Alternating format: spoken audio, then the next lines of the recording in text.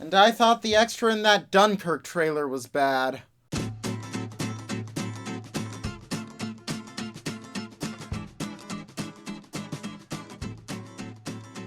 Hello everyone, Riley here, and today's movie is Ready Player One. Now, Ready Player One is Steven Spielberg's latest film, and it is about Wade Watts, a teenager in Cleveland, Ohio in 2045, who lives most of his life like the rest of the world in the Oasis, this virtual reality world that is a hub of pop culture created by Halliday.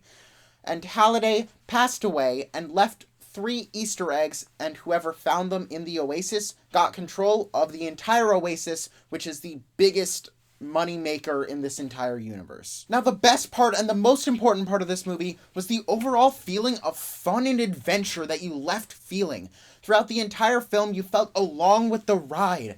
You felt encaptured in this world, and you saw yourself and what you would do if you were in this situation. The sense of scope is incredible. Spielberg knows how to craft film. I mean, that's just a given. And what he does really well in this movie is gets you to hone in on the individual small aspects while feeling the larger presence overall. Also, the score and cinematography of this movie is insanely good.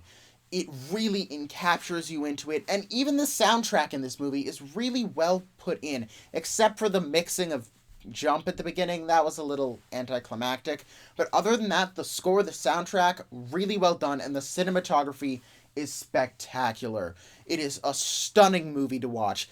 Even though some of the visual effects do get into the uncanny valley a little bit, overall, visually, this film is impeccable. Also, the characters and acting in this movie are also pretty good. Ben Mendelsohn as the villain is insanely good. He steals every scene he's in and acts circles around pretty much everyone else.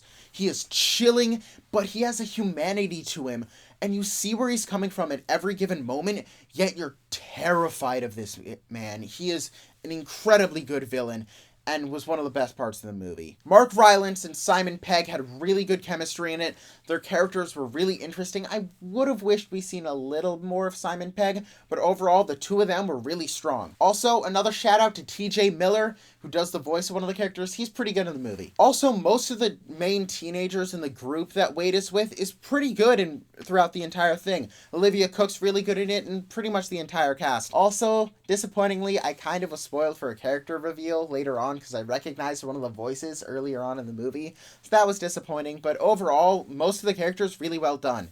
But that brings us to Wade and Ty Sheridan. He was just bland. He was pretty mediocre throughout the entire movie. He was kind of wooden, but he didn't really detract from the movie. He didn't do anything to hurt it, but he didn't really add anything to it. He was just kind of there. That's kind of the same with the character himself. He wasn't a particularly interesting character. He was kind of just one-dimensional. All that you really knew about him is that he's obsessed with Halliday and he loves his aunt. I mean, you don't really know much more about him other than that. So it was kind of a weak main character, but all of the other characters around him were really strong, so it kind of made up for it. And the overall story is also pretty good. While it doesn't take huge risks with its storytelling, it's still told in a very well way.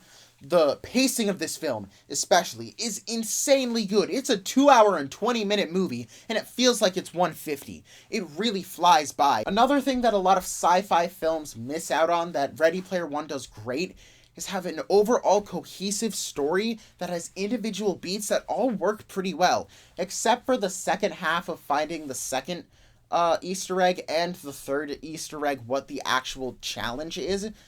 Those were kind of lame, but other than that, the story is really interesting and it flows really well together. However, I can't help but feeling that there was something missing. I feel like it didn't have quite the heart that it should have. The emotional weight between some of the character moments didn't quite hit, and I feel like a lot of the character moments were kind of going through the motions a bit, whereas the plot and the story was really fascinating. I feel like the character moments were kind of brushed aside. Now, let's get on to the thing that bugged me the most about this movie. And just a caveat, I'm not actually sure that this happened in the movie. This is what I saw. I think I saw it, but it happened quickly, and it was in the background, and it freaked me out, so I was not trying to look at it as much as I could. So, at the end of the movie, there's this scene where police in the background are creating a crowd and kind of making sure that the crowd is not swarming people, right? One of the cops was fondling one of these girls throughout it, and it was just... First of all, it's disgusting that that's happening to begin with. It should not be happening anywhere, especially on the job. Be professional, people. And then, why is it in the movie? Like, if it is actually what it looked like, he could have been like 4 inches away from her, and I'm not discounting that possibility. It looked like he was touching her. But even if it looks like that, why do you keep that in the movie? Reshoot it. I mean, it's not hard. Just reshoot it. It's one shot, and there's no visual effects going on during that, so just reshoot it. Man, that really soured the entire ending of that film and left me on a just terrible note. But overall, the movie's really good, and I'm just hoping that that is not what it looked like, because I just want to hope for the best in humanity, but I just can't. I just can't. So those are my thoughts on Ready Player One. If you've seen it, what did you think about it? Drop me a comment down below, and if you liked this video and you want to see more of my reviews, drop a like down below and subscribe. And as always, thanks for watching.